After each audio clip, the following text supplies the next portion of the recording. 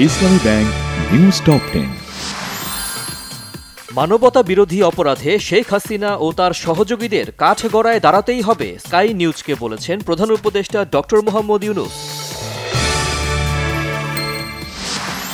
শেখ হাসিনার বিচারের সাথে নির্বাচনের কোনো সম্পর্ক নেই বলেছেন বিএনপির স্থায়ী কমিটির সদস্য আমির খসরু মাহমুদ চৌধুরী।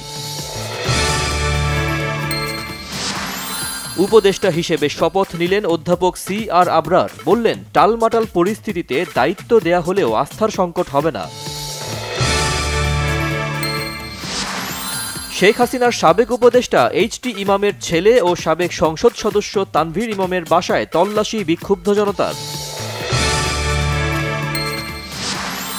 জাতীয় রাজস্ব board NBR chairman Abdur Rahman Khan জানিয়েছেন, বৈষম্যহীন বাংলাদেশে করের বৈষম্য দূর করা হবে। সাবেক 2 মার্কিন রাষ্ট্রদূত উইলিয়াম বি. মাইলাম ও জন ড্যানিলোভিচ আন্তর্জাতিক অপরাধ ট্রাইব্যুনাল পরিদর্শন করেছেন।